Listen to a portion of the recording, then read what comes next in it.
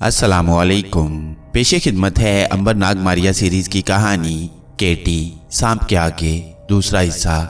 मारिया फिजा में उड़ती हुई पहाड़ के ऊपर आ गई। क्या देखती है कि वहां पहाड़ की दो बुलंद चोटियां हैं, उनके दरमियान एक पत्थर का पुल बना हुआ है। पुल की दूसरी जानिब एक स्याह रंग के बहुत बड़े किला नुमा महल का बहुत ऊंचा और कुशादा दरवाजा है। दरवाजे के पट लोहे के हैं। बंद दरवाजे के बाहर दोनों जानिब पत्थर के दो बड़े बड़े हाथियों के बुत लगे हैं, जिनकी सूंडें ऊपर को उठी हुई हैं। मारिया ने खुदा का नाम लेकर पत्थर के पुल पर से आहिस्ता आहिस्ता तैरते हुए गुजरना शुरू कर दिया। वो पुल की दूसरी तरफ क्लोपस के ऊंचे लंबे खौफनाक किस्म के किले के दरवाजे के बिल्कुल सामने आकर पत्थर के फर्श पर खड़ी हो गई। जो ही मारिया के पांव फर्श के पत्थर से टकराए, दोनों हाथियों के मुजस्समों में हरकत पैदा हुई और उनकी सूंडें लंबी होकर मारिया के करीब पहुंचकर दाएं बाएं हरकत करने लगी, जैसे मारिया को उठाकर पटक देना चाहती हूँ। मारिया तेजी से जमीन से ऊपर उठ गई। अब उसके पांव जमीन को नहीं छू रहे थे। हाथियों की सूंडें वापस अपनी जगह पर चली गईं। हाथी एक बार फिर पत्थर की तरह साकित हो गए थे। मारिया एक लम्हे के लिए अपनी जगह पर खामोशी से खड़ी रही। वो बहुत ही आहिस्ता आहिस्ता सांस ले रही थी। सामने किले का ऊंचा लंबा मजबूत दरवाजा बंद था। मारिया को खदशा था कि अगर वो दरवाजे में से गुजरी तो कहीं कोई खुफिया जादू बेदार होकर उसे अपनी गिरफ्त में न ले ले। मगर उसे शार्क मछली यानी शहानी का जुमला याद आ गया। उसने कहा था, मारिया, अगर तुमने अपने चलने और हरकत करने से कोई आहट, कोई आवाज पैदा ना की तो किले का तिलिस्म तुम पर कोई असर न करेगा। मारिया बहुत ही धीमी रफ्तार से फिजा में रुई के गाले की तरह तैरती हुई किले के बंद फाटक के करीब पहुंच गई। फिर खुदा का नाम लेकर उसके अंदर से गुजर गई। बंद लोहे के दरवाजे में से गुजरते हुए मारिया के गैबी जिस्म को गर्मी का एहसास हुआ। ये क्लोपस, जिसके तिलिस्म की लहरें थीं जो मारिया की गैबी जिस्म की शुआओं से टकराती थीं, मगर तिलिस्म ने उस पर असर न किया। मारिया क्लोपस के किलानुमा महल के अंदर थी। वो अंदर जाते ही रुक गई। क्या देखती है कि सामने ऊंचे ऊंचे काले सतूनों वाला एक बहुत खुला दालान है, जिसके बीच में से पत्थरों को जोड़कर एक रास्ता बनाया गया है। ये रास्ता आगे जाकर एक जीने पर खत्म हो जाता था। मारिया आहिस्ता आहिस्ता फिजा में तैरती धीमे धीमे सांस लेती जीने तक आ गई। जीना बड़े बड़े काले पत्थरों को जोड़कर बनाया गया था। मारिया जीने के ऊपर आ गई। यहाँ भी एक दरवाजा था जो बंद था। मारिया बगैर कोई आवाज पैदा किए दरवाजे में से दूसरी तरफ निकल गई। जो ही वो दूसरी तरफ आई, उसने देखा कि आगे एक और दरवाजा है, जिसके बाहर थ्योसोंग हाथ में तलवार लिए खड़ा है। मारिया उसे देखते ही खुशी में आकर चिल्लाकर उसे आवाज देने ही वाली थी कि एकदम से रुक गई और उसे ख्याल आ गया कि अगर उसने आवाज निकाली तो वो वहां फैली हुई तिलिस्मी लहरों की गिरफ्त में आ जाएगी। मारिया आहिस्ता आहिस्ता रेंगती हुई थ्योसोंग के करीब गई तो देखा कि थ्योसोंग की आंखें जैसे उस पर जमी हुई हैं। मारिया आहिस्ता से उसके जिस्म को हाथ लगाने ही वाली थी कि थ्योसोंग ने तलवार से मारिया पर हमला कर दिया और उसके मुंह से आवाजें बुलंद होने लगी। पकड़ो पकड़ो, ये मारिया है, ये दुश्मन है। क्लोपस देवता की दुश्मन है। पकड़ो पकड़ो, मारिया दुश्मन है। मारिया तो तेजी से पीछे हट गई। थ्योसोंग तिलिस्म की जद में था। उसकी आवाज का बुलंद होना था कि महल की जमीन हिलने लगी। फिर सामने वाला दरवाजा अपने आप खुल गया और सामने देव पैकर जिन देवता क्लोपस टांगे फैलाए खड़ा गुर्रा रहा था। उसके हलक से बादलों की गरज जैसी आवाज निकल रही थी। उसका सर छत के साथ लग रहा था। मारिया अपनी जगह पर खामोश और बेहिस हरकत खड़ी हो गई। क्लोपस हाथी से भी बड़े बड़े पांव रखता नीचे उतर आया। उसने थ्योसोंग के सर पर अपनी उंगली रखी और गरजदार आवाज में पूछा, कहाँ है मारिया? क्या तुम उसे देख सकते हो? थ्योसोंग ने कहा, नहीं मेरे मालिक क्लोपस, मैं मारिया को देख नहीं सकता, मगर उसकी खुशबू सूंघ रहा हूँ। वो बिल्कुल मेरे सामने थोड़ी दाहिनी जानिब खड़ी है। वो तेरी दुश्मन है और तुझे हलाक करने आई है। मारिया को थ्योसोंग पर सख्त गुस्सा आया, मगर वो जानती थी कि थ्योसोंग पर क्लोपस ने जादू किया हुआ है। वो पूरी तरह से क्लोपस जिन के कब्जे में है। इसमें उसका कोई कसूर नहीं, लेकिन मारिया के लिए अपना बचाव करना बहुत जरूरी था, क्योंकि जरा सी गलती पर मारिया क्लोपस के जादू में फंस सकती थी। उसने अपना सांस रोक लिया और बड़ी ही आहिस्तगी से अपने आप को थोड़ा सा बुलंद किया और दूसरी तरफ से तैरती हुई जिन क्लोपस के पहलू से आगे निकलने की कोशिश की। थ्योसोंग चिल्ला उठा, मेरे आका, मारिया तुम्हारी तरफ से निकलने की कोशिश कर रही है। जिन क्लोपस तेजी से अपनी दूसरी तरफ मुड़ा और उसने अपने लंबे लंबे बाजू हवा में चलाने शुरू कर दिए। फिर उसके हलक से आग के शोले निकलकर फिजा में बिखरने लगे। मारिया उस वक्त तक क्लोपस के पीछे की तरफ जा चुकी थी। वो खुले दरवाजे में से गुजरकर महल के दूसरे दालान में आ गई। उसे तहखाने के रास्ते की तलाश थी, मगर मारिया तेजी से नहीं चल सकती थी। दूसरे दालान के आखिर में एक रास्ता बाएं जानिब जाता था। ये एक नीम रोशन राहदारी थी। यहाँ पहली बार मारिया ने फर्श पर इंसानी जिस्म की हड्डियां बिखरी देखी। मारिया उन हड्डियों के ऊपर से तैरती हुई आगे गुजरने लगी। जहाँ ये नीम रोशन राहदारी खत्म हुई वहाँ एक पत्थर का जीना नीचे जाता था। मारिया समझ गई कि यही सीढ़ियाँ नीचे तहखाने में जाती हैं। वो सीढ़ियों के ऊपर से होकर नीचे फिसलने लगी। नीचे अंधेरा गहरा होता गया। फिर वो एक तंगो तारीख तहखाने में पहुंच गई। क्या देखती है कि तहखाने के फर्श पर दरमियान में एक चबूतरा बना हुआ है। शार्क मछली शहानी के कहने के मुताबिक इस चबूतरे में से एक इंसानी हाथ बाहर निकला हुआ था, जिसकी सिर्फ एक उंगली थी। उंगली का नाखून जमर्द का बना हुआ था। अब मारिया को यहाँ रहकर उस किरण का इंतजार करना था जो तहखाने की छत में से उस पर पड़नी थी। ये किरण आधी रात को नमूदार होनी थी और अभी शाम भी नहीं हुई थी। मारिया परेशान सी हो गई क्योंकि महल में उसके आने का इल्म क्लोपस को हो गया था और वह जरूर अपना बचाव करने वाला था। मारिया ने सोचा कि उसे किसी दूसरी जगह छुप जाना चाहिए। मुश्किल ये थी कि मारिया ज्यादा तेजी से हरकत भी नहीं कर सकती थी। वो धीमी रफ्तार के साथ फिजा में बुलंद हुई और तहखाने से बाहर निकल आई। क्योंकि तहखाने में हमले की सूरत में मारिया के लिए अपना बचाव करना मुश्किल था। वो तहखाने से निकलकर नीम रोशन राहदारी में से होती हुई दूसरे दालान में पहुंची ही थी कि सामने अचानक जिन क्लोपस आ गया। त्सोंग तलवार हाथ में लिए उसकी ऊंची लंबी टांग के बिल्कुल पास ही खड़ा था और तलवार से एक तरफ इशारा करते हुए कह रहा था, मेरे आका मारिया यहाँ पर मौजूद है। मारिया एक जगह से थोड़ा सा एक तरफ हुई तो त्सोंग चिल्ला उठा, मारिया दूसरी तरफ जाने लगी है मेरे आका। क्लोपस इनके हलक से आग का शोला निकलकर ऐन मारिया के ऊपर से गुजरा। मारिया ने अपने जिस्म को बिल्कुल साकित पत्थर की तरह कर लिया था। मारिया पर क्लोपस के शोले का कोई असर न हुआ। वो आहिस्ता से परे खिसक गई। त्सोंग फिर चीखा, मारिया यहाँ से जा रही है मेरे आका। क्लोपस देव ने अब चारों तरफ आग के शोले बरसाने शुरू कर दिए, लेकिन मारिया पर कोई असर न हुआ। उस आग का यह असर जरूर हुआ कि मारिया की जो खुशबू त्सोंग को आ रही थी वो उस आग में गायब हो गई। त्सोंग तलवार चलाते हुए दालान में इधर उधर चक्कर लगाने लगा और बोला, मेरे आका मारिया यहाँ नहीं है। मारिया को त्सोंग पर सख्त गुस्सा आ रहा था कि ये कमबख्त क्या चक्कर चला रहा था। वो किले के दूसरे बड़े दालान की तरफ जाने की बजाय महल के ऊपर को जाती सीढ़ियां चढ़कर दूसरी मंजिल में आ गई। इस मंजिल में एक बहुत बड़ा कमरा था जिसमें देव क्लोपस का बहुत बड़ा पलंग बिछा हुआ था। पलंग पर 200-300 के करीब तकिए पड़े थे। पलंग पर मसहरी लगी थी। जो ही मारिया ने मसहरी को हाथ लगाया उसे आह भरने की आवाज सुनाई दी। मारिया पीछे हट गई। उसने एक बार फिर मसहरी को छुआ तो मसहरी ने फिर एक आह भरी। मारिया ने सरगोशी में सवाल किया, तुम कौन हो? मसहरी रेशमी थी और उसमें मोती लटक रहे थे। मसहरी ने कहा, मैं कोकाफ की नीलम परी हूँ। मुझे एक अरसा हुआ ये देव क्लोपस उठाकर अपने महल में ले आया था। मारिया ने आहिस्ता से पूछा, क्या तुम यहाँ कैद हो नीलम परी? नीलम परी आह भरकर बोली, हाँ मैं यहाँ कैद हूँ। खुदा का शुक्र है कि एक अरसे के बाद एक खूबसूरत इंसान यानी लड़की की शक्ल देखी। मारिया ने ताज्जुब से पूछा, क्या तुम मुझे देख रही हो? नीलम परी बोली, हाँ मैं तुम्हें साफ देख रही हूँ, मगर मैं अपनी जगह से उस वक्त तक हरकत नहीं कर सकती जब तक कि कोई इस पलंग के तीसरे पाए के नीचे रखा हुआ तावीज निकालकर जला नहीं डालता। फिर मैं आजाद हो जाऊंगी। मारिया कहने लगी, मैं अभी तावीज निकालकर जलाए देती हूँ, लेकिन क्या तुम आजाद होकर यहाँ से निकल सकोगी? नीलम परी ने कहा, जब तक देव क्लोपस का तिलिस्म इस महल में फैला हुआ है मैं यहाँ से फरार नहीं हो सकती। मारिया ने कहा, मैं उस तिलिस्म को खत्म करने के लिए यहाँ आई हूँ। मैं तय खाने वाले जमुर्द के नाखून वाली उंगली को तोड़ने के लिए महल में दाखिल हुई हूँ, क्योंकि इस देव क्लोपस ने मेरे भाई त्सोंग को भी गवाह करके उस पर तिलिस्म कर दिया है। नीलम परी मसहरी के रूप में लरज उठी और बोली, ऐसा कभी भूलकर भी ना सोचना मारिया, किसी इंसान में इतनी ताकत नहीं है कि जमुर्द के नाखून वाली उंगली को तोड़ सके। उसमें देव क्लोपस के तिलिस्म की सारी ताकत छुपी हुई है। मारिया ने कहा, नीलम परी तुम मुझे देख जरूर रही हो, मगर मेरी ताकत से वाकिफ नहीं हो। मैं ये काम तुम्हें करके दिखाऊंगी, जरा रात हो लेने दो। मसहरी वाली नीलम परी ने कहा, मारिया ये कदम सोच समझ कर उठाना, इसमें बड़ा खतरा है।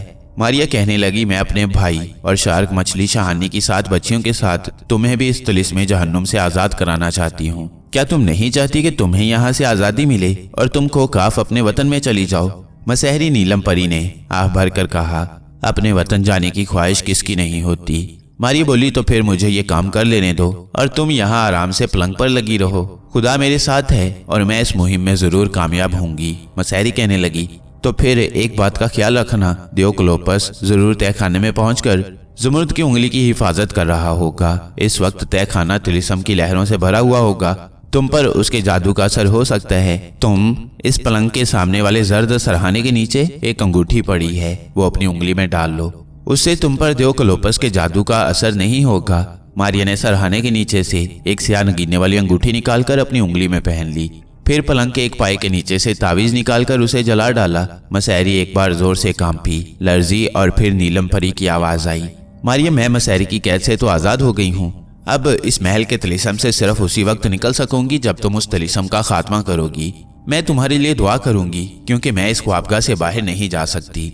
मारिया ने कहा, मैं जा रही हूँ, तुम मेरे लिए दुआ करना। मारिया ने अंगूठी पहन रखी थी, उसे काफी हद तक इत्मीनान था, फिर भी वो कोई खतरा मोल नहीं लेना चाहती थी और फूंक फूंक कर आगे बढ़ रही थी। अब रात हो गई थी। उसे नीचे वाली मंजिल से ऐसी आवाजें आने लगी जैसे बहुत से आदमखोर आग के गिर्द रक्स करते हुए गा रही हों। मारिया धीरे धीरे अपनी जगह से सरकती हुई दूसरी मंजिल की सीढ़ियों पर से फिसलती हुई नीचे के दालान में आ गई। वहां कोई नहीं था। वो तय खाने की तरफ बढ़ी तो देखा कि राहदारी में आग रोशन है और शोले छत को छू रही हैं। मारिया समझ गई कि यह तिलिस्मी आग है और उसे तय खाने की तरफ जाने से रोकने के लिए ये आग जलाई गई है। मारिया ने आंखें बंद करके खुदा को याद किया और कहा, मेरे खुदा तू जानता है कि मैं किसी दुनियावी लालच के लिए ऐसा नहीं कर रही, बल्कि एक माँ और उसकी कैदी बच्चियों को आज़ाद कराने के लिए इस मुहिम पर निकली हूँ। तू मेरी मदद करना। ये दुआ मांगने के बाद मारिया आग के शोलों में आ गई। शोलों में आते ही पटाखे से चलने लगे। मारिया पर आग का कोई असर नहीं हो रहा था, मगर ऐसा लगता था कि आग पर मारिया का काफी असर हो रहा था। आग जोर से भड़क रही थी और चटाख चटाख उसमें से चिंगारियां फूट रही थीं। आदमखोर वैश्यों जैसी आवाज दूर तय खाने की सीढ़ियों की तरफ से आ रही थी। मारिया तय खाने की सीढ़ियों में आकर रुक गई। मारिया ने नीचे झांक कर देखा। उसे सबसे पहले नीचे सीढ़ी में थ्यूसोंग नजर आया। उसके हाथ में तलवार थी और वह बुत बना खामोश खड़ा था। मारिया आहिस्ता से फिसलती हुई नीचे आई तो थ्यूसोंग ने चीख मारी, मेरे आका, दुश्मन मारिया यहाँ पहुंच गई है। मारिया ने चौंक कर देखा। तय खाने में चबूतरे के इर्द गिर्द 10-12 स्याह फॉर्म किस्म की मखलूक रक्स करते हुए अजीबोगरीब आवाजें निकाल रही थी और चबूतरे पर खुद दियोक्लोपस जमुर्द के नाखून वाली अंगूठी के सामने आलती पालती मारे बैठा जोर जोर से सांस ले रहा था। थ्यूसोंग की आवाज सुनते ही दियोक्लोपस ने चिल्लाकर कहा, सामरी से कहो मेरी मदद करे। 10-12 जिन मखलूक के गले से एक साथ ढकनाने की आवाजें निकली और तय खाने में जलजला सा आ गया। मारिया जमीन से 2 फुट ऊपर हवा में खड़ी थी। तय खाने की छत पर से कड़कती बिजली के तीर बरसने लगे। मारिया पर भी बिजली आकर गिरी, मगर उस पर कोई असर न हुआ। सिर्फ वो अपनी जगह से थोड़ी देर के लिए ऊपर को उछल पड़ी थी। मारिया ने सोचा कि अब उसे हमला शुरू कर देना चाहिए। इंतजार करना मुनासिब नहीं, उसको नुकसान पहुंच सकता है। मारिया ने अपने आप को फर्श पर से ऊपर को उछाल दिया। वो जमीन से ऊपर तय खाने की छत के साथ जा लगी। चबूतरे के गिर्द जिन मखलूक वैश्याना चीखे मारते हुए दीवानावार रक्स कर रही थी। दियोक्लोपस जमुर्द के नाखून वाली उंगली के ऊपर हथेली की छत बनाए बैठा था, जैसे उसकी हिफाजत कर रहा हो। मारिया ने अपने आप को फिजा में गोता दिया और दियोक्लोपस की हथेली के नीचे निकल आई। थ्यूसोंग का बुत चिल्ला उठा, मेरे आका, मारिया इसी तय खाने में है। दियोक्लोपस ने एक फलक शगाफ चीख मारी। सारा तय खाना थरथरा उठा, मगर मारिया जमुर्द के नाखून वाली अंगूठी के पास पहुंच गई थी। उसने हल्ला बोल दिया और चबूतरे से बाहर निकले हुए एक उंगली वाले हाथ पर इतनी जोर से अपना हाथ मारा कि उंगली टूटकर दूर जा पड़ी। उंगली के गिरते ही जमुर्द का नाखून उंगली से अलग हो गया। दियोक्लोपस का जिस्म एक बिजली की खड़क के साथ धुआं बनकर पिघलने लगा। जिन मखलूक के जिस्मों से भी धुआं निकलने लगा। तय खाना चीखों की आवाजों से भर गया। देखते देखते दियोक्लोपस धुआं बनकर फिजा में गायब हो गया। दूसरी मखलूक भी चीखों की आवाजों में गायब हो गई। तिलिस्मी हाथ और उंगली भी वहां पर नहीं थी। तय खाने में छत में से रोशनी की लकीर ने निकलकर अंधेरे को दूर कर दिया। मारिया ने पीछे मुड़कर देखा। थ्यूसोंग बड़े गौर से अपने आप को तक रहा था। फिर उसने फिजा को सूंघकर कहा, मारिया तुम यहाँ पर हो क्या? मारिया ने गुस्से से झिड़क कर कहा, अगर यहाँ पर नहीं थी तो तुम शोर किस लिए मचा रहे थे कि मेरे आका पकड़ना, मारिया आ गई, हमारी दुश्मन आ गई। थ्यूसोंग हैरान होकर बोला, क्या सचमुच मैं ऐसी बातें कर रहा था? मारिया बोली, और नहीं तो मैं झूठ बोल रही हूँ। थ्यूसोंग कहने लगा, मुझ पर दियोक्लोपस के तिलिस्म का असर था। मारिया ने देखा कि थ्यूसोंग के हाथ वाली तलवार भी गायब हो चुकी थी। मारिया ने थ्यूसोंग को सारी कहानी बयान कर दी और फिर उसे लेकर दूसरी मंजिल में आई तो नीलम परी ने खुश होकर कहा, मारिया बहन, तुम्हें तुम्हारा भाई मिल गया, मुबारक हो। अब मैं अपने माँ बाप के पास कोकाफ जाती हूँ। तुम्हारा शुक्रिया कि तुमने मुझे आजाद कर दिया। मैं खुदा से तुम्हारे हक में हमेशा दुआ किया करूंगी। मारिया ने कहा, खुदा हाफिज नीलम परी। और एक झोंके की आवाज आई और नीलम परी वहां से जा चुकी थी। मारिया ने थ्यूसोंग को साथ लिया और दियोक्लोपस के पुल पर गुजरती पहाड़ की उतराई उतरने लगी। दियोक्लोपस के किलेनुमा महल में उनके बाहर निकलते ही आग लग गई और वो धड़ाधड़ जलने लगा।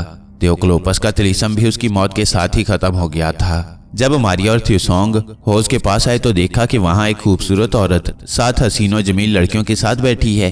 हर लड़की के स्याह बालों में गुलाब का फूल मुस्कुरा रहा है। मारिया ने जाते ही पूछा, क्या तुम शहानी हो जिसको दियोक्लोपस के तिलिस्म ने शार्क मछली बना दिया था? शहानी बोली, हाँ मारिया, मैं ही शहानी हूँ, मगर अब मैं तुम्हें नहीं देख सकती क्योंकि मैं इंसानी शक्ल में आ गई हूँ। ये मेरी 7 बेटियां हैं। 7 लड़कियों ने मारिया और थ्यूसोंग को सलाम किया। मारिया ने उन सबसे थ्यूसोंग का तारुफ करवाया। शहानी ने कहा, मैं अपनी बच्चियों को लेकर स्पार्टा अपने वतन को जाती हूँ। मैं सारी जिंदगी तुम्हारी शुक्रगुजार रहूंगी। तुम्हारी वजह से मुझे और मेरी बच्चियों को एक अजाब से निजात मिली। मारिया ने कहा, यह मेरा इंसानी फर्ज था जो मैंने अदा किया। शहानी बोली, तुम कहाँ जाओगी मारिया? मारिया ने कहा, मैं झील के बाहर अपने एक और भाई अंबर को छोड़ आई हूँ। मैं उसके पास जाऊंगी। उधर को रास्ता कहाँ से जाता है? क्या हमें एक बार फिर पानी से भरी हुई गार में से गुजरना पड़ेगा? शहानी ने कहा, नहीं, अब उस गार में से गुजरने की जरूरत नहीं है। झील के पार वाला मैदान इस पहाड़ की दूसरी जानिब है। तुम पहाड़ पार करके वहां पहुंच जाओगी। मारिया और थ्यूसोंग ने शहानी और उसकी बच्चियों को खुदा हाफिज कहा और वादी में उस सड़क पर चलने लगे जो सामने वाले बड़े पहाड़ की तरफ जाती थी। उस वक्त सुबह हो चुकी थी। मारिया और थ्यूसोंग पहाड़ की चोटी पर से दूसरी तरफ उतरे तो देखा कि सामने वही मैदान था जहां एक कोठरी में नोरीना और उसका भाई बंद थे। मारिया को याद आ गया कि उसने अंबर से कहा था कि वो यूनानी लड़की नोरीना और उसके भाई को लेकर सामने वाली पहाड़ी पर चला जाए। थ्यूसोंग बोला, हमें सामने वाली पहाड़ी की तरफ चलना चाहिए। सामने वाली पहाड़ी पर पहुंचते पहुंचते उन्हें आधा घंटा लग गया। मारिया तो उड़कर भी जा सकती थी, लेकिन वो थ्यूसोंग को भी अकेला नहीं छोड़ना चाहती थी क्योंकि वो सारे का सारा इलाका तिलिस्मी था। अगरचे वहां दियोक्लोपस का जादू खत्म हो चुका था, फिर भी मारिया कोई खतरा मोल नहीं लेना चाहती थी। पहाड़ी के दामन में एक गार के बाहर उन्हें अंबर नजर आया। मारिया ने जाते ही कहा, अंबर भाई, थ्यूसोंग को ले आई हूं मैं। थ्यूसोंग और अंबर गले मिल गए। जब अंबर ने दियोक्लोपस की तबाही की दास्तान सुनी तो बड़ा हैरान हुआ। यूनानी लड़की नोरीना और उसका भाई वहीं बैठे थे। मारिया और थ्यूसोंग ने उन्हें खुशखबरी सुनाई कि दियोक्लोपस का खात्मा हो चुका है और अब उन्हें बल्कि किसी इंसान को भी उससे कोई खतरा नहीं है। मारिया, थ्यूसोंग और अंबर ने नोरीना और उसके भाई योराई को साथ लिया और स्पार्टा शहर की तरफ रवाना हो गए। स्पार्टा पहुंचकर उन्होंने नोरीना और उसके भाई को उनके घर पहुंचाया और खुद शहर से बाहर एक मोहब्बत के करीब वाली सराय में जा उतरे।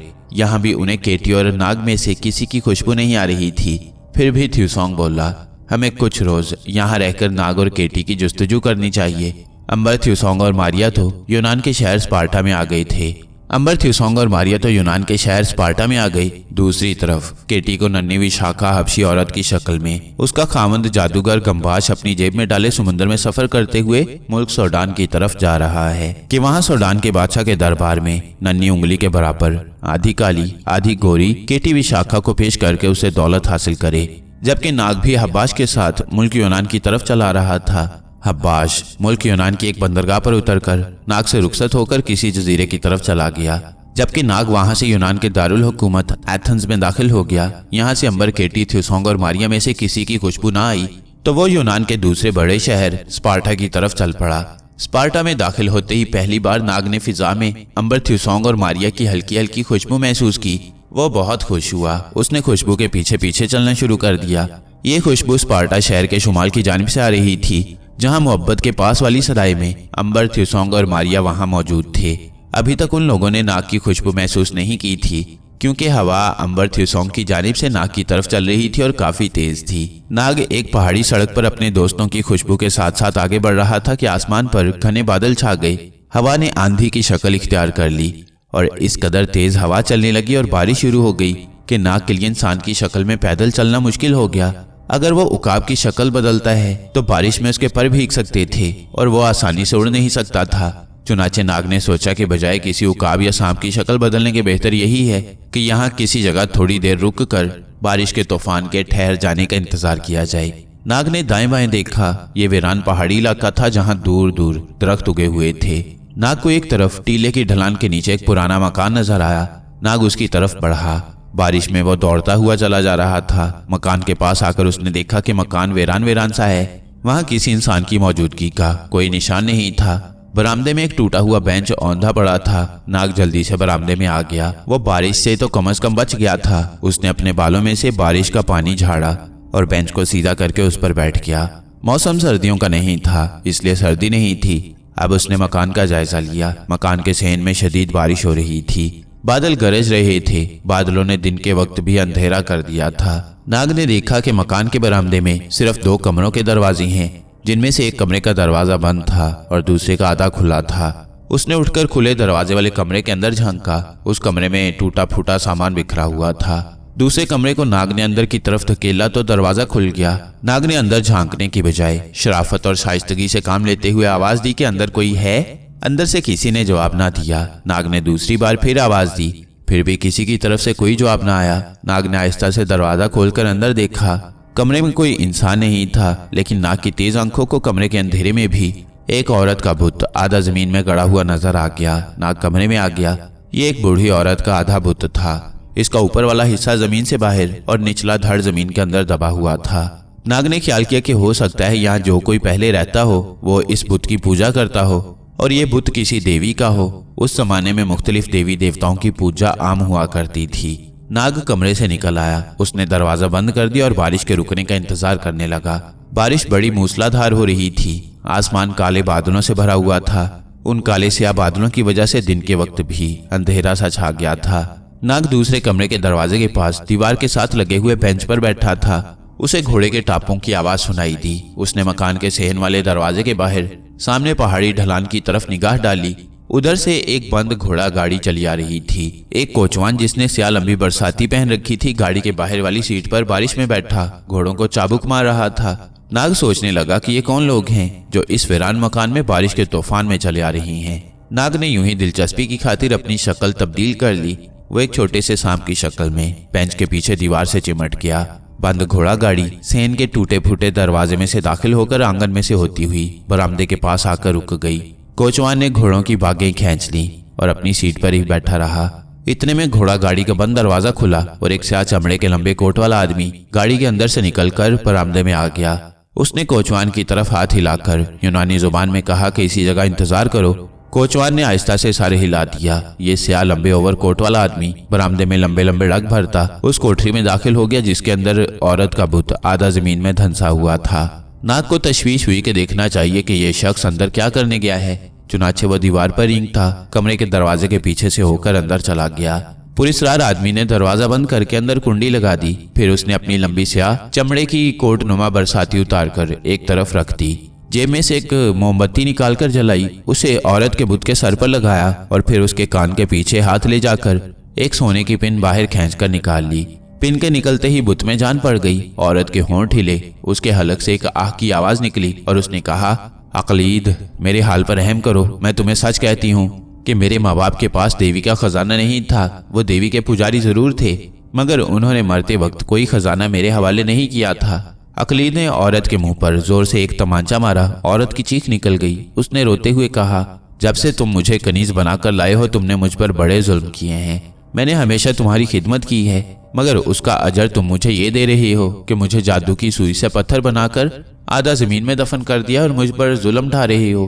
अकलीद ने गुस्सीली आवाज में कहा, जब तक तुम देवी के खजाने का राज मुझे नहीं बताओगी मैं तुम्हें इसी जगह मार मार कर खत्म कर दूंगा। अब भी वक्त है, मुझे बता दो कि तुमने देवी का खजाना स्पार्टा के किस खंडर में दफन करके रखा हुआ है। औरत ने आजिजी से कहा, मैं जमीन में आधी दफन हूँ और इस कदर तकलीफ में हूँ कि अगर मुझे खजाने का इल्म होता तो अब तक तुम्हें बता चुकी होती, लेकिन मैं कसम खाकर कहती हूँ कि मेरे पास कोई खजाना नहीं है।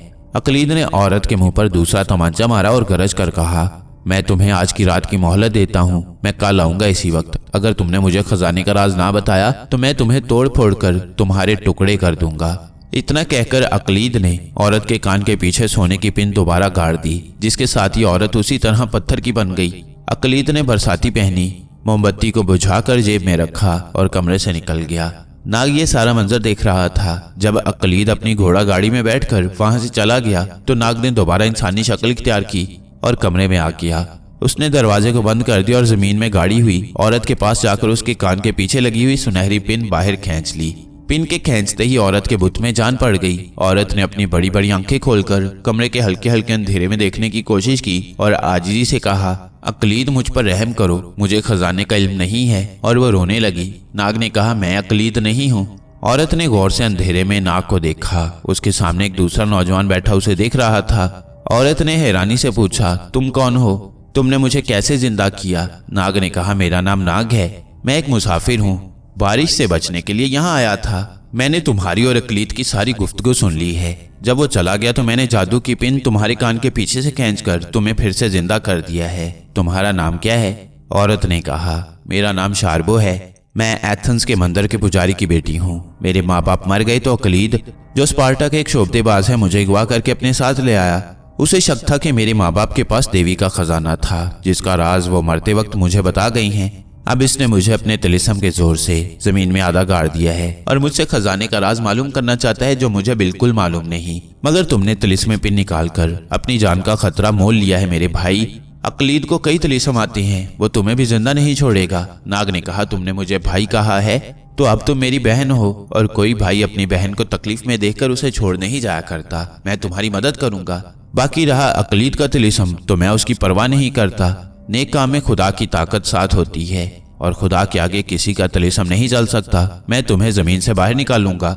नाग ने जमीन खोदकर औरत शार्बू को जमीन से बाहर निकाल लिया। शार्बू ने नाग से कहा, तुम मुझे मेरे घर एथेंस छोड़ आए तो अकलीद वहां भी मेरी तलाश में पहुंच जाएगा। तुमने मुझे रिहा करा के गलती की है मेरे भाई नाग। मैं एक बदनसीब औरत हूँ, मुझे मेरे हाल पर ही रहने देते तो अच्छा था। नाग बोला, मैं तुम्हें तुम्हारे घर एथेंस छोड़कर अकलीद की खबर लेने जाऊंगा और उसे ऐसा सबक सिखाऊंगा कि फिर वो सारी जिंदगी तुम्हारी तरफ आंख उठाकर भी ना देखे। तुम मुझे ये बताओ कि उसके पास ये तिलिस्म कहाँ से आया है, क्या तुम्हें मालूम है? शार्बो कहने लगी, अकलीद के पास तिलिस्म और जादू की ताकत एक सांप ने उसे दी है, जिसको अकलीद ने अपनी हवेली के तहखाने में चूने के बर्तन में कैद कर रखा है। सांप का ताल्लुक एक बहुत बड़े जादूगर के खानदान से है। जिस चूने के बर्तन में अकलीद ने उस सांप को कैद कर रखा है, उसके ऊपर पानी की थैली रखी हुई है। अगर सांप वहां से बाहर निकलने की कोशिश करेगा तो पानी की थैली में से पानी चूने के बर्तन में गिर पड़ेगा और चूना उबलने लगेगा और सांप जल भुनकर खत्म हो जाएगा। नाग ने पूछा, जिस सांप ने अकलीद को जादू बताया है, क्या वो खुद जादू की मदद से कैद से बाहर नहीं निकल सकता? शार्बू ने कहा, उस सांप के पास सिर्फ एक ही तिलिस्म है और वो ये है कि वो सुनहरी पिन की मदद से इंसान को पत्थर कर सकता है। यही पिन अकलीद ने मेरे कान में चुभोकर मुझे पत्थर करके आधा जमीन में दफन कर रखा था। नाग ने वो पिन अपने पास रख ली थी। उसने कहा, शार्बो, मैं अकलीद के तिलिस्म को खत्म करके उस सांप को भी आजाद करा दूंगा और अकलीद से तुम्हारे जुल्म का ऐसा बदला लूंगा कि वो सारी जिंदगी याद रखेगा। आओ अब मैं तुम्हें वापस एथेंस शहर की तरफ लिए चलता हूँ। बारिश थम गई है। शार्बू बरामदे में आ गई और ताज़ा हवा में सांस लेते हुए बोली, एथेंस यहाँ से बहुत दूर है, हमारे पास कोई सवारी भी नहीं है, तुम मुझे वहाँ कैसे ले जाओगे? नाग ने कहा, कारवां सराय में चलते हैं, वहाँ जरूर कोई काफिला मिल जाएगा, आओ मेरे साथ। नाग ने शार्बू को साथ लिया और वादी से निकलकर शहर के दूसरे किनारे एक कारवां सराय में आ गया। यहाँ एक काफिला चलने ही वाला था। ये काफिला बारिश के थमने का इंतजार कर रहा था। शार्बू ने कहा, इस काफिले में कई औरतें भी सफर कर रही हैं, मैं उनके साथ मिलकर एथेंस पहुंच जाऊंगी। बेहतर है कि तुम मुझे काफिले वालों के साथ छोड़कर खुद स्पार्टा अकलीद की जाकर खबर लो, क्योंकि अगर सफर में तुम्हें देर लग गई तो अकलीद जरूर मेरी तलाश में निकल खड़ा होगा। हो सकता है उसके पास जादू की दूसरी पिन भी हो और वो तुम्हें नुकसान पहुंचाने की कोशिश करे, इसलिए तुम अभी से जाकर उसको अपने काबू में कर लो, मुझे तुम्हारी फिक्र लगी रहेगी। नाग को शार्बू की ये तजवीज पसंद आई। उसने शार्बू को काफिले में एथेंस तक सफर करने वाली औरतों के हवाले किया और शार्बू से अकलीद की हवेली का पता पूछकर वापस स्पार्टा शहर की तरफ चल पड़ा। स्पार्टा शहर वहां से थोड़े ही फासले पर था। स्पार्टा में दाखिल होते ही नाग का चेहरा खुशी से खिल गया। चूंकि हवा ज्यादा तेज नहीं चल रही थी, इसलिए उसे अंबर, थ्यूसोंग और मारिया की खुशबू आने लगी थी। दूसरी तरफ स्पार्टा की सराय में उतरे हुए अंबर, थ्यूसोंग और मारिया को भी नाग की खुशबू आई तो वो बेचैन होकर एक दूसरे को तकने लगे। मारिया ने कहा, ये नाग की खुशबू है, वो स्पार्टा शहर में दाखिल हो चुका है, मैं उसका पता करती हूँ, तुम लोग इसी जगह बैठो। अंबर और थ्यूसोंग ने मारिया को ताकीद की कि वो नाग को लेकर सीधी सराय में आ जाए। मारिया ने फिजा में उड़ान भरी और उड़ती हुई जिधर से नाग की खुशबू आ रही थी उधर को चली। नाग भी अंबर, थ्यूसोंग और मारिया की खुशबू लेता उसी तरफ चला रहा था। बारिश रुक गई थी। दिन की रोशनी में मारिया ने ऊपर से नाग को देखा कि शहर की एक सड़क पर चला रहा है। मारिया तेजी से नीचे उतरकर उसके पास आ गई। नाग को मारिया की खुशबू आई तो वो बोला, मारिया ये तुम हो क्या? मारिया ने मुस्कुराते हुए कहा, हाँ नाग मैं हूँ। मारिया, खुदा का शुक्र है कि तुम्हारी सूरत नजर आई। केटी कहाँ है? मुझे उसकी खुशबू नहीं आ रही। नाग बोला, ये एक लंबी कहानी है। थ्यूसोंग और अंबर कहाँ हैं? मुझे उनकी खुशबू आ रही है। मारिया ने कहा, अंबर और थ्यूसोंग भी कारवां सराय में मौजूद हैं, आओ उनके पास चलते हैं। और मारिया नाग को लेकर कारवां सराय की तरफ चलने लगी। अंबर थ्यूसोंग ने नाग को देखा तो आपस में गले मिले। सबको बड़ी खुशी हुई। केटी के बारे में दरियाफ्त किया तो नाग ने उन्हें सारी कहानी बयान कर दी। बाद की कहानी अंबर मारिया ने बयान कर दी और कहा, कुछ मालूम नहीं कि जादूगर गंबाश केटी को लेकर कहाँ चला गया है। उस वक्त केटी छोटे साइज की थी और उसका चेहरा हबशी औरत विशाखा का था और बाकी का धड़ गोरा केटी का था। नाग कहने लगा, इसका मतलब है कि अब हम सबको केटी की तलाश में निकलना चाहिए। मारिया ने कहा, मैंने उस जहाज की सारी तलाशी ले ली थी जो मुल्क अफ्रीका की तरफ जा रहा था। वहां मुझे गंबाश कहीं नजर नहीं आया था। थ्यूसोंग सर को खुजाते हुए बोला, मुझे यकीन है कि गंबाश केटी को लेकर मुल्क अफ्रीका की तरफ ही गया है। हमें अफ्रीका की तरफ चलना चाहिए। मारिया और अंबर ने भी थ्यूसोंग की तजवीज की तायद की। नाग ने कहा, केटी की तलाश पर निकलने से पहले मुझे एक नेकी का काम करना है इस स्पार्टा शहर में। और फिर नाग ने अपने दोस्तों को जमीन में आधी दफन औरत शारबू का सारा किस्सा सुना दिया।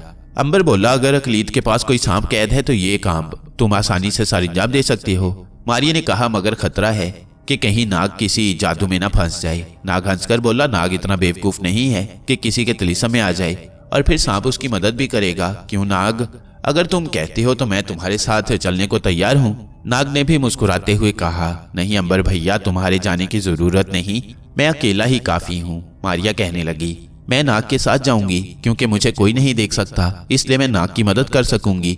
नाग और मारिया ने अंबर थ्यूसोंग को उसी कारवांसराय में बैठे रहने की ताकीद की और अकलीद की हवेली की तरफ रवाना हो गए। अकलीद की हवेली का पता नाग को शारबू ने बता दिया था। वो सीधा हवेली के पास जा पहुंचा। मारिया उसके साथ थी। ये काफी पुरानी किस्म की हवेली थी। सारी की सारी पत्थरों की बनी हुई थी। बाहर से बड़ी पुरस्कार लग रही थी। बाहर गेट पर सिर्फ एक ही हबशी गुलाम नेजा उठाए पहरा दे रहा था। मारिया ने नाग से कहा, क्या ख्याल है, मैं अंदर जाकर मालूम करूं कि क्या हो रहा है। नाग ने कहा, नहीं, मेरा ख्याल है कि मैं खुद अंदर जाता हूं, तुम मेरे साथ रहना। मैं सांप की शक्ल में अंदर जाऊंगा।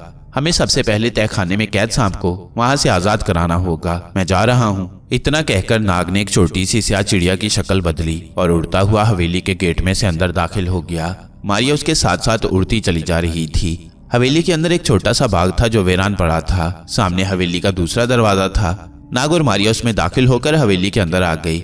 यहाँ एक कमरे में नाग ने अकलीद को देखा कि अपने दो साथियों के साथ बैठा था और पुरस्कार अंदाज में बातें कर रहा था। मारिया नाग के साथ साथ थी। नाग चिड़िया की शक्ल में कमरे के अंदर जाने की बजाय उड़ता हुआ हवेली की निचली मंजिल में आ गया। एक गुलाम ने चिड़िया को उड़ते हुए देखा तो कुछ हैरान हुआ कि ये कहां से आ गई, मगर फिर अपने काम पर आगे चल दिया। नाग को तहखाने में जाने वाला जीना नजर आ गया। मारिया ने नाग से कहा, यही रास्ता तहखाने को जाता होगा, मैं तुम्हारे साथ आगे आगे जाती हूँ। नाग और मारिया नीचे तहखाने में आ गई। यहाँ तहखाने में एक तरफ कोने में उन्हें एक मटका नजर आया जिसके ऊपर पानी से भरी हुई थैली इस तरह से रखी हुई थी कि अगर उसे जरा सा भी हिलाया जाता तो थैली का पानी सारे का सारा मटके में गिर जाता।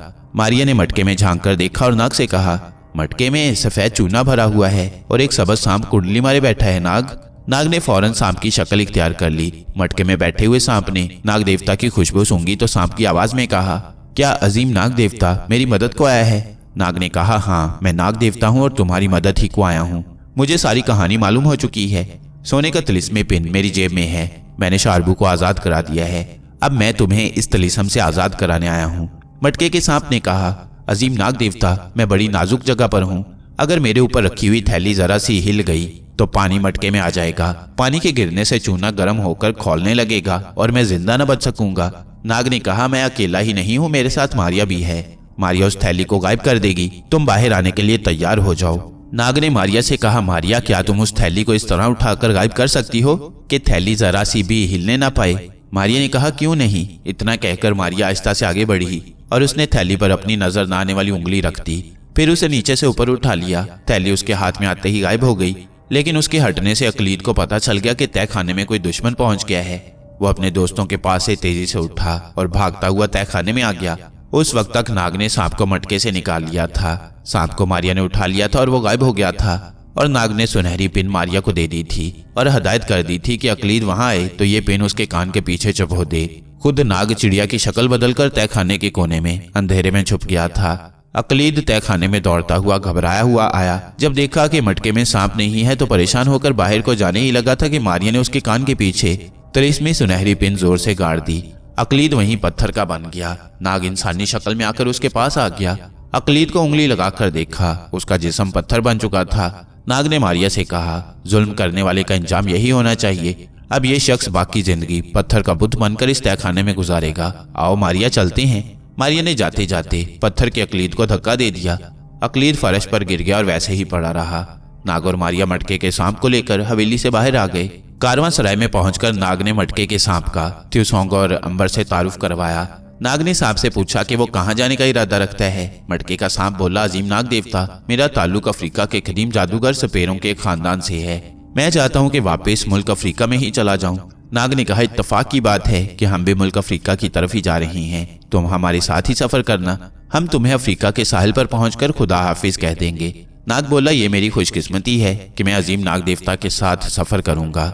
अंबर ने सांपी की जुबान में मटके के सांप से सवाल किया, क्या तुम्हारे पास कोई ऐसा जादू नहीं है कि तुम हवा में उड़कर अफ्रीका पहुंच जाओ? सांप ने कहा, अजीम नाग देवता के भाई अंबर, मेरे पास सिर्फ एक ही तिलिस्म था और वो मेरी सुनहरी पिन थी जो किसी जानदार को पत्थर बना सकती है। और वो सुनहरी पिन अब हवेली में अकलीद के जिस्म में लगी हुई है। मारिया ने सवाल किया, क्या इसके अलावा तुम्हारे पास कोई तिलिस्म नहीं? बिल्कुल नहीं, सांप ने आहिस्ता से कहा। त्युसोंग सर खुजा रहा था, कहने लगा, अच्छी बात है कि इसके पास और कोई तिलिस्म नहीं है। हम तिलिस्म से आजाद होकर सफर करेंगे। उसी रोज ये सारे दोस्त स्पार्टा से रवाना होकर एथेंस की बंदरगाह में पहुंच गए। वहां से एक जहाज हफ्ते के बाद अफ्रीका के मुल्क की तरफ जाने वाला था।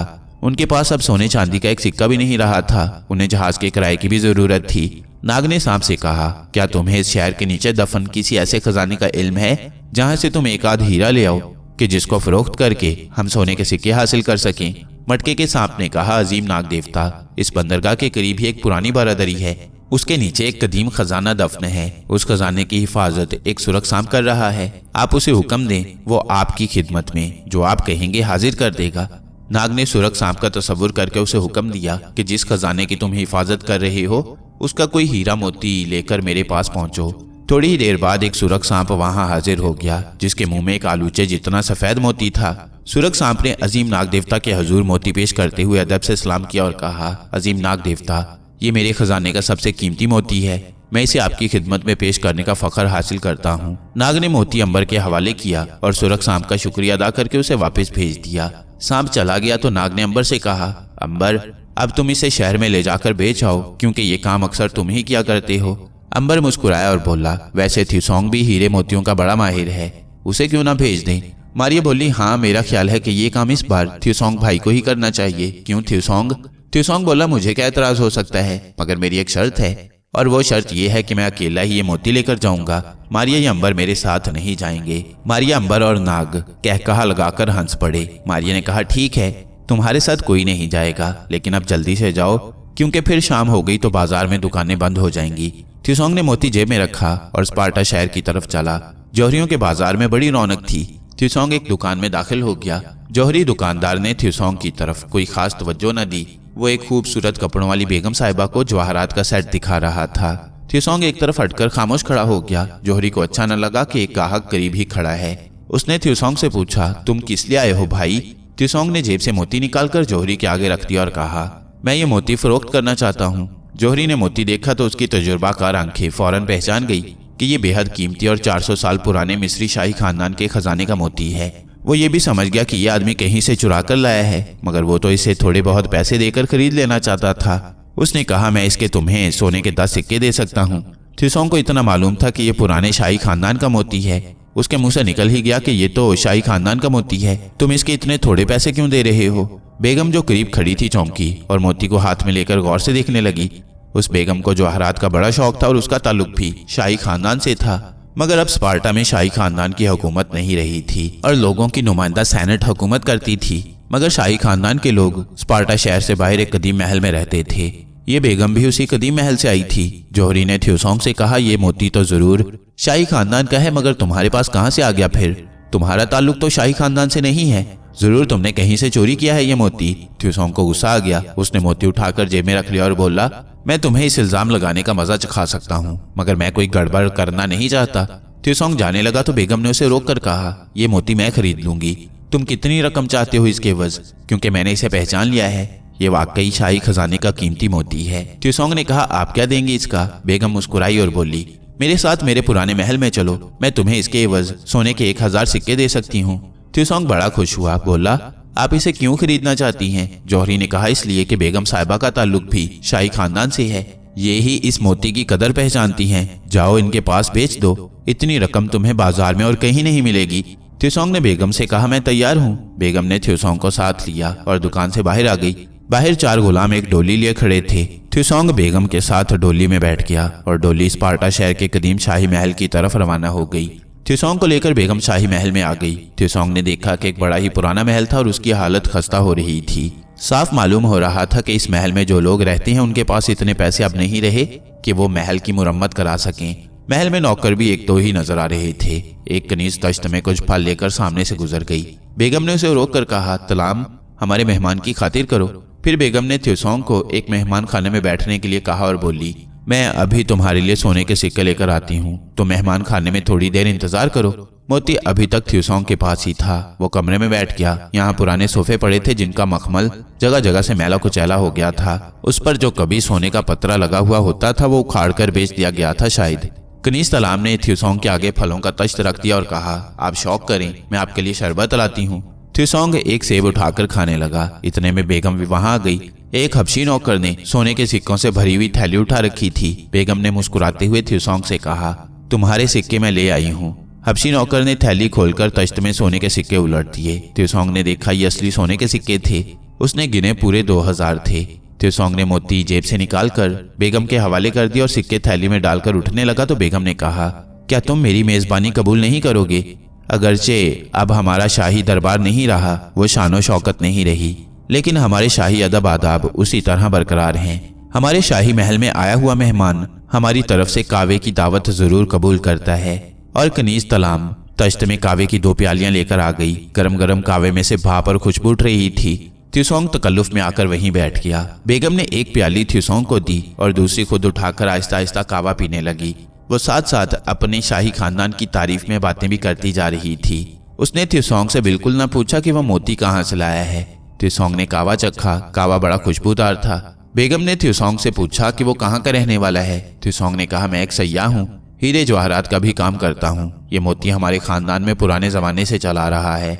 अब मुझे पैसों की जरूरत थी, इसलिए इसे फरोख्त करने चला आया। बेगम उसकी तरफ देखकर मुस्कुरा रही थी। त्युसोंग ने महसूस किया कि बेगम वाकई शाही खानदान की औरत लगती थी। वह बहुत खूबसूरत और बावकार थी। त्युसोंग ने कावा खत्म करके प्याली मेज पर रख दी और बोला, अच्छा अब मुझे इजाजत दें, आपकी मेजबानी का शुक्रिया। बेगम ने मुस्कुराते हुए कहा, तुमसे मिलकर खुशी हुई है। तुमने अपना नाम नहीं बताया दोस्त। त्युसोंग ने सिक्कों की थैली बगल में दबाते हुए कहा, मेरा नाम त्युसोंग है। बेगम ने कहा, हमारे महल के दरवाजे तुम पर हमेशा के लिए खुले हैं, जब जी चाहे हमें मिलने चले आना।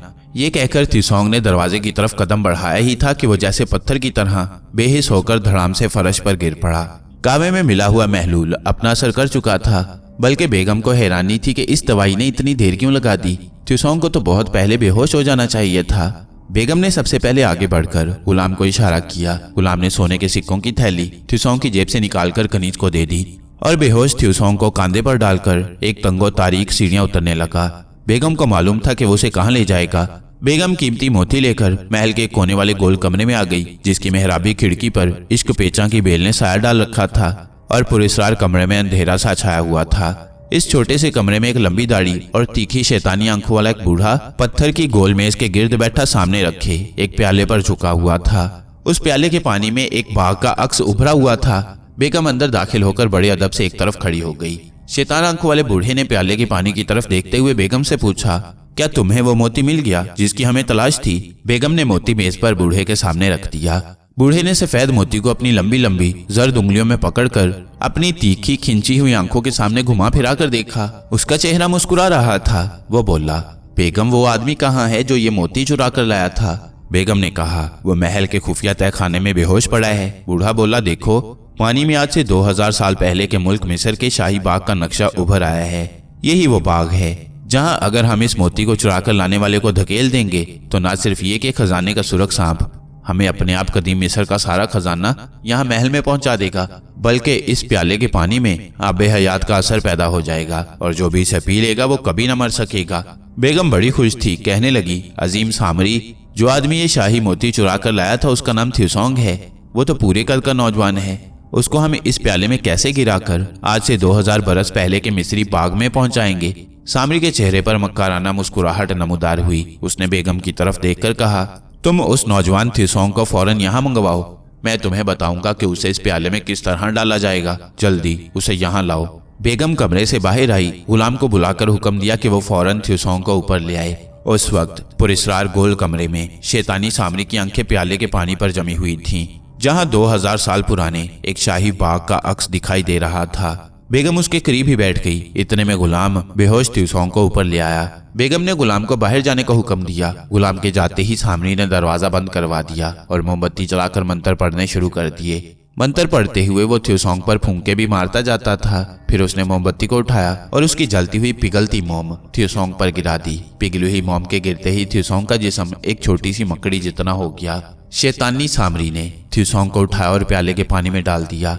बेगम और शैतानी सामरी दोनों बेचैन नजरों से प्याले में देखने लगे। थिसोंग मकड़ी की शक्ल में प्याले के पानी में उतरता चला गया। फिर वो 2000 बरस पुराने मिस्री बाग में पहुंचकर दोबारा पूरे जिस्म का थिसोंग बन गया।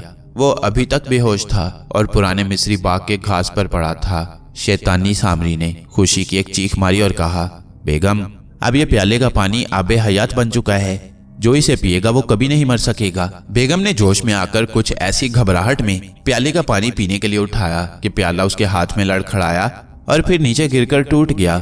सारा पानी फर्श पर बहते हुए भाप बनकर उड़ गया। शैतानी सामरी को इस कदर सदमा हुआ कि वो दिल पर हाथ रखकर वहीं बैठ गया और फिर दिल की धड़कन बंद हो जाने से उसी जगह मर गया। बेगम ने घबराकर सफेद मोती को मेज पर से उठाया कि कम से कम इस मोती को ही उठाकर वहां से भाग जाए कि सफेद मोती आग का अंगारा बनकर फिजा में बुलंद हुआ और फिर एक चीख की आवाज के साथ पुरस्कार मेहराबी खिड़की में से बाहर निकलकर फिजा में गुम हो गया। बेगम शशदर रह गई। उसे इस कदर सदमा हुआ कि वहीं बेहोश होकर गिर पड़ी। मारिया, अंबर और नाग देर तक थिसोंग का इंतजार करते रहे, मगर जब शाम हो गई और थिसोंग वापस ना आया तो वो जौहरी बाजार की तरफ उसकी तलाश में निकल खड़े हुए। मगर उस वक्त वो जौहरी दुकान बंद करके जा चुका था जिसने थिसोंग को बेगम के साथ जाते देखा था। दूसरे दिन वो किसी काम से दुकान बंद करके दूसरे शहर चला गया और यूं एक हफ्ते तक अंबर, नाग और मारिया स्पार्टा के शहर में थिसोंग को तलाश करते रहे और उन्हें उसका कहीं नामो निशान तक न मिला। शहर में से उसकी खुशबू भी नहीं आ रही थी। अंबर ने कहा, हमने कहा था कि वो अकेला ना जाए, मगर थिसोंग ने जिद की और अकेला ही चला गया। अब खुदा जाने वो कहाँ गुम हो गया है। मारिया बोली, कुछ समझ में नहीं आ रहा। किसी दुकानदार को भी मालूम नहीं कि इस किस्म के हुलिये का कोई आदमी उनकी दुकान पर आया था। नाग बोला, अब हमें क्या करना चाहिए। अंबर ने कहा, वही जो हम अक्सर करते रहे हैं, अपने साथी को हालात के हवाले करके केटी की तलाश में चलते हैं। वो मिल गई तो थिसोंग का भी सुराग लगा लेंगे। मारिया ने कहा, इसके सिवा हम कर भी क्या सकते हैं। जहाज तो कल अफ्रीका रवाना होने वाला है। मटके वाला सांप भी उनके साथ था, मगर वो इस सिलसिले में उनको कोई मशवरा नहीं दे सकता था। वो खामोश था। अंबर ने कहा, हमारे पास जहाज का किराया भी नहीं है। मारिया बोली, उसका मैं बंदोबस्त कर लूंगी, तुम इसी जगह ठहरो, मैं अभी आती हूँ। मारिया ये कहकर स्पार्टा शहर के सरकारी खजाने की तरफ उड़ गई। वहां टकसाल में सोने के सिक्के ढाले जा रहे थे। मारिया को जितने सिक्के चाहिए थे उतने उसने वहां से उठाए और वापस आ गई। ये सिक्के उन्होंने जहाज के कप्तान के हवाले किए और जहाज में सवार होकर अफ्रीका की तरफ रवाना हो गए। उन तीनों के दिल थिसोंग के लिए अफसुर्दा थे। मारिया, अंबर और नाग तो इस समुद्री जहाज में सवार होकर अफ्रीका की तरफ जा रही हैं। चूंकि उन्हें इस समुद्री सफर में काफी दिन लग जाएंगे, इसलिए हम यहाँ से केटी की तरफ जाते हैं और देखते हैं कि उस पर सोडान पहुंचकर क्या गुजरी। याद रहे कि थिसोंग इस वक्त 2000 साल पहले कदीम मिस्र के एक शाही बाग में बेहोश पड़ा है। हम उसे इसी हालत में रखते हुए वापस केटी की तरफ 2 माह पीछे की तरफ चलते हैं। गंबास जादूगर ने केटी को जेब में संभाल कर रखा हुआ था। उसका जहाज अफ्रीका के साहिल पर जाकर लगा तो वो वहां से सीधा शहर सोडान की तरफ रवाना हो गया। सोडान पहुंचकर वो एक सराय में उतरा और सोडान के बादशाह के दरबार में रसाई हासिल करने की कोशिश शुरू कर दी। वहां उसे एक आदमी मिल गया जो एक दरबारी का दोस्त था। कम्बाश ने उसे कहा, मैं बादशाह के लिए एक ऐसी अनोखी शय लाया हूँ कि उसको देखकर बादशाह मुझे बहुत इनाम इकराम देगा। मैं उसमें से तुम्हें भी एक हिस्सा दे दूंगा। तुम अपने दोस्त से कहकर मुझे बादशाह के दरबार में पहुंचा दो। उस आदमी ने दौलत के लालच में आकर गंबाश को अपने दरबारी दोस्त से मिला दिया। दरबारी ने गंबाश से कहा, तुम बादशाह के हजूर क्या अनोखी चीज पेश करना चाहते हो, पहले मुझे दिखाओ। गंबाश इतना अहमक नहीं था, कहने लगा, वो एक ऐसी शय है कि मैं सिवाय बादशाह के और किसी को भी नहीं दिखा सकता। तुमसे वादा करता हूँ कि बादशाह ने मुझे जो इनाम इकराम दिया उसका आधा हिस्सा मैं तुम्हें दूंगा। दरबारी भी लालच में आ गया। उसने वादा किया कि वो गंबाश को कल दरबार में साथ ले जाएगा। दूसरे रोज उस दरबारी ने गंबाश को साथ लिया और शाही महल में आ गया। गम्बाश को एक कमरे में ठहराया और खुद बादशाह से जाकर मौका निकालकर बात कर दी। बादशाह ने गम्बाश को बुला लिया। गम्बाश ने जाते ही बादशाह के हजूर ताजीम की और अदब से हाथ बांधकर खड़ा हो गया। बादशाह ने कहा, तुम हमारी खिदमत में कौन सी अनोखी शय पेश करना चाहते हो? जादूगर गम्बाश ने जेब से विशाखा केटी को निकालकर बादशाह के सामने मेज पर रख दिया। बादशाह के सामने उस वक्त बादशाह का वजीर भी मौजूद था। उन्होंने जो एक उंगली के बराबर नन्ही सी ऐसी औरत को देखा कि जिसका चेहरा स्याह मगर जिस्म गोरा था, तो वो दंग होकर रह गई। उन्हें अपनी आंखों पर यकीन नहीं आ रहा था। बादशाह ने आहिस्ता से केटी को अपनी हथेली पर उठा लिया। केटी की याददाश्त और चेहरा चूंकि गम्बाश की मुर्दा बीवी विशाखा का था, इसलिए वो गम्बाश के हुक्म पर चल रही थी। उसने झुककर बादशाह को सलाम किया। बादशाह ने कहा, तुम्हारा नाम क्या है? विशाखा। केटी ने कहा, हजूर अनवर, मेरा नाम विशाखा है। बादशाह ने पूछा, तुम इतनी छोटी कैसे हो गई हो और फिर तुम्हारा चेहरा काला हबशी औरत जैसा और जिस्म यूनानी औरतों की तरह गोरा है? विशाखा केटी ने कहा, हजूर अनवर, मैं ऐसे ही पैदा हुई थी। ये उसने अपने खावंद गम्बाश की खातिर झूठ बोला था। बादशाह ने गम्बाश की तरफ देखा और कहा, हमें तुम्हारा ये अजूबा बहुत पसंद आया है, हम इसे खरीदना चाहते हैं। बोलो तुम्हें क्या दें इसके एवज? गम्बाश ने सर झुका लिया और कहा, हजूर आप बादशाह सलामत हैं, जो देंगे मैं कबूल कर लूंगा। बादशाह ने वजीर से कहा, इस शख्स को 10 लाख सोने के सिक्के और खलत देकर रुखसत करो।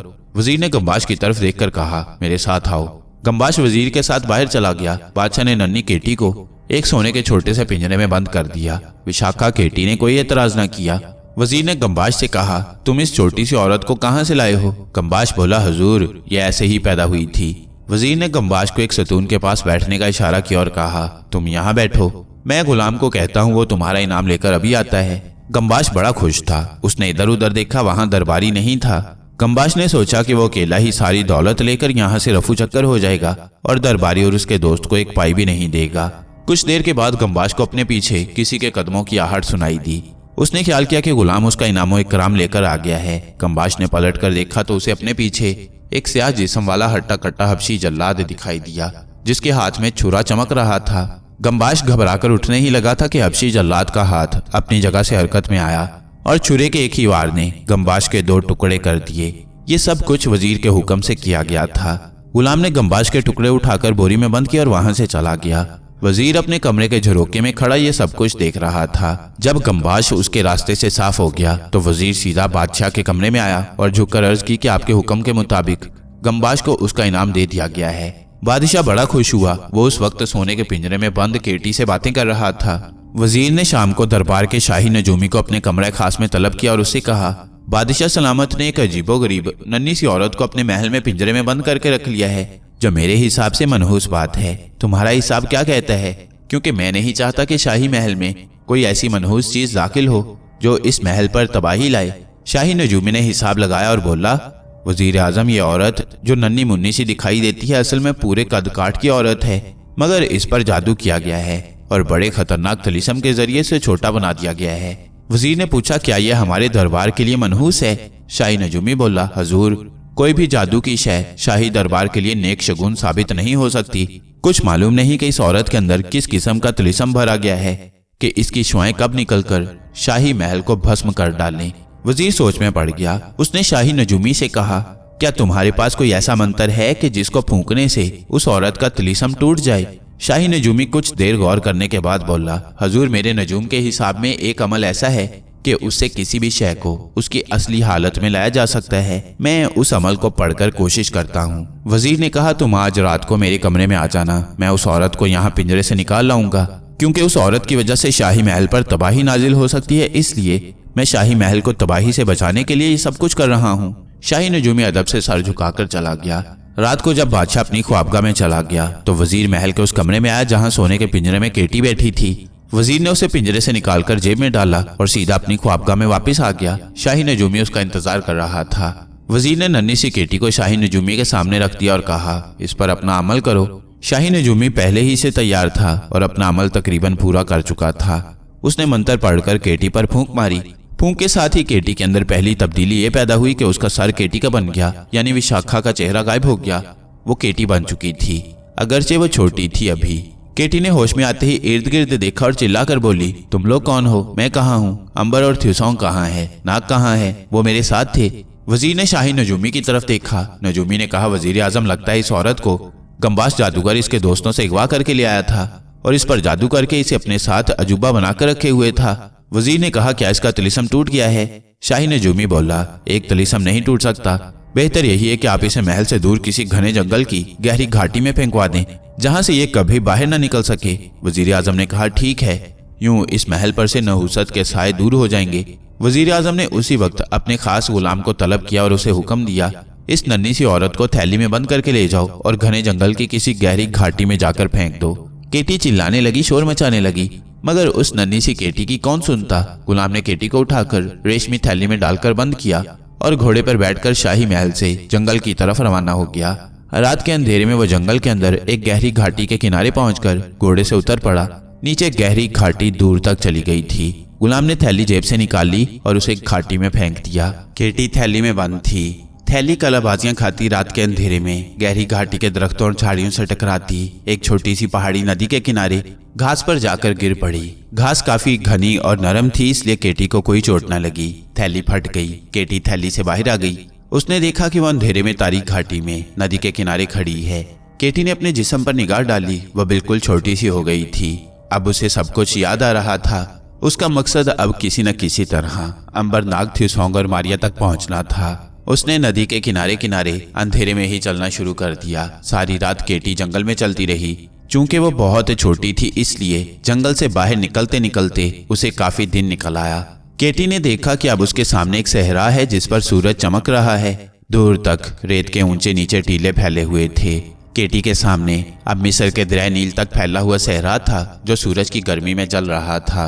अगरचे केटी छोटे साइज की थी, मगर उस पर गर्मी का कोई असर नहीं हो रहा था। उसने खुदा का नाम लेकर सहरा में शुमाल मगरिब की तरफ चलना शुरू कर दिया। उसे यकीन था कि सहरा के खत्म होने पर कोई न कोई शहर जरूर आएगा और वहां से उसे अंबरनाग, मारिया और थ्यूसोंग का सुराग मिल सकेगा। केटी सहरा की गर्म रेत पर दोपहर तक चलती रही। दोपहर ढल रही थी कि केटी ने देखा कि आसमान पर एक बहुत बड़ा गिद्ध नमूदार हुआ और उसके ऊपर चक्कर काट रहा है और उसे झपटने के लिए नीचे उतर रहा है। केटी परेशान होकर एक तरफ को दौड़ी, मगर वो इतनी छोटी थी कि ज्यादा दूर नहीं जा सकती थी। गिद्ध उसके सर के ऊपर आ गया। गिद्ध की आंख ने केटी को अच्छी तरह से देख लिया था और फिर उसे अपना निशाना बनाकर नीचे को झपटा और केटी को अपने पंजों में उठाकर आसमान की तरफ ले गया। आसमान पर आते ही गिद्ध ने एक तरफ उड़ना शुरू कर दिया। केटी ने अपने आप को गिद्ध के पंजों में समेट रखा था। गिद्ध बड़ी तेजी से फिजा में एक तरफ को उड़ता जा रहा था। केटी की समझ में नहीं आ रहा था कि वो उसे कहाँ ले जा रहा है। शायद वो उसे अपने किसी घोंसले पर ले जाकर हड़प करना चाहता था। केटी ने अपने आप को गिद्ध के पंजों से छुड़ाने की कोशिश शुरू कर दी, मगर गिद्ध के पंजों की गिरफ्त बड़ी मजबूत थी। केटी ने अपने आप को तकदीर के हवाले कर दिया। अब वो इस मार पर थी कि जो ही गिद्ध किसी घोंसले में उतरे वो वहां से फरार होने की कोशिश करेगी। गिद्ध ने देखते देखते अपनी तेज रफ्तारी की वजह से सहरा को अबूर कर लिया और केटी को दूर से मिस्र के कदीम एहराम दिखाई देने लगे। उस वक्त तक मिस्र में अभी सिर्फ 2 एहराम ही बने थे। ये एहराम 2000 बरस पुराने थे। इन एहरामों के पीछे कदीम फिरौनों के मिस्री दारुल हुकूमत थीब्स शहर की फसील और फिरौन के महलात के तकोने मीनार नजर आ रहे थे। केटी समझ गई कि वो हजारों बरस पुराने मिस्र के मुल्क में पहुंच गई है। उस जमाने में मिस्र पर एक ऐसा फिरौन हुकूमत करता था जो सिर्फ एक खुदा को मानता था। उस जमाने में मिस्र के जो बादशाह होते थे उन सबको फिरौन के लकब से याद किया जाता था। उनके अपने नाम भी होते थे, मगर उनको फिरौन के लकब से ही पुकारा जाता था। कुरान हकीम में जिस फिरौन का जिक्र आया है वो बड़ा जालिम, मुतकब्बर और मुशरिक फिरौन था। वो अपने आप को नाउज़ुबिल्लाह खुदा कहता था। यही वजह थी कि अल्लाह ताला की तरफ से उसे इस शिर्क और जुल्म की सजा मिली। कुछ फिरौन ऐसे भी गुजरे हैं जो रियाया के साथ अच्छा सलूक करते थे, मगर सूरज, बिल्ली, सांप या आग की पूजा करते थे और इन चीजों को खुदा मानते थे। मगर जिस फिरौन का हम जिक्र करने वाले हैं उसका नाम अखनातून था। फिरौनों की लड़ी में यह पहला फिरौन था जिसने बिल्ली, सूरज, चांद, सितारों और आग को खुदा मानने से इनकार कर दिया था। वो कहता था कि खुदा वो है जिसने सूरज, चांद, सितारों और आग को पैदा किया है। चुनाचे वो बुतों की बजाय एक खुदा को मानता था जो सारी कायनात बल्कि कुल कायनातों का खालिक और मालिक है। तारीख में वो तौहीद परस्त फिरौन के नाम से जाना जाता है। चुनाचे मिस्र के काहिन उसके खिलाफ थे। काहिन वो लोग होते थे जो लोगों को बुतों की पूजा करने और मंत्र पढ़कर अमल करने में लोगों की मदद करते थे। ये लोग फिरौन जितनी सियासी ताकत के मालिक होते थे। अखनातून फिरौन के जमाने के काहिन का नाम तारीख में उश्तार बताया जाता है। ये काहिन फिरौन के सख्त खिलाफ था, मगर चूंकि मिस्र की फौज का सिपा सालार फिरौन के हक में था, इसलिए अकेला काहिन उश्तार फिरौन के खिलाफ कोई कार्रवाई नहीं कर सकता था। मगर वो फिरौन को हलाक करने के मंसूबे बराबर सोचता रहता था। यही वो जमाना था कि केटी फिरौन के शहर की तरफ गिद्ध के पंजों में जकड़ी उड़ी चली जा रही थी। अचानक ऐसा हुआ कि हवा का एक तेज थपेड़ा रेत के टीलों से सख्त गर्मी की वजह से बुलंद होकर गिद्ध से टकराया। गिद्ध बौखला गया और अपना तवाजुन बरकरार न रख सका, जिसकी वजह से केटी उसके पंजों से छूटकर नीचे गिर पड़ी। केटी बुलंदी से रेत के एक टीले पर गिरी और रेत के अंदर चली गई। केटी ने जल्दी से रेत में सुराख बनाकर बाहर देखा। गिद्ध अभी तक उसके सर पर मंडला रहा था। केटी रेत के बिल में खामोशी से दुबकी रही। गिद्ध कुछ देर तक वहीं मंडलाता रहा, फिर नाउमीद होकर एक तरफ को उड़ गया। जब केटी ने आसमान को खाली पाया तो रेत के बिल में से निकली और मिस्र के दारुल हुकूमत थीब्स की तरफ आहिस्ता आहिस्ता चलने लगी। वो इतनी छोटी थी कि रेत पर चलते हुए कोई छोटा सा मकड़ा लग रही थी। उसने देखा कि कुछ आदमी ऊंटों पर सवार शहर के दरवाजे की तरफ बढ़े चले जा रही हैं। केटी एक जगह रुक गई और सोचने लगी कि अगर वो शहर के दरवाजे की जानिब से दाखिल हुई तो लोग उसे देखकर उसे पकड़ लेंगे और एक अजीब या मनहूस शय समझकर हलाक करने की कोशिश भी करेंगे। इसलिए वो दूसरी तरफ चलने लगी कि शहर की दीवार में अगर कोई शगाफ या सुराख रह गया हो तो उसमें से शहर के अंदर दाखिल हो। उसने फिजा को सूंघकर महसूस कर लिया था कि वहां अंबर, नाग, मारिया या थ्यूसोंग की खुशबू नहीं है। केटी एक सूखी खुश्क झाड़ी के करीब से गुजर रही थी कि अचानक जर्द रंग का एक सांप रेत में से निकलकर फन उठाकर केटी के सामने आ गया और उसकी तरफ अपनी लाल लाल आंखों से देखने लगा। केटी वहीं साकित हो गई और सांप पर नजरें जमा दी। आगे क्या हुआ ये जानिए इस सीरीज की अगली कहानी में।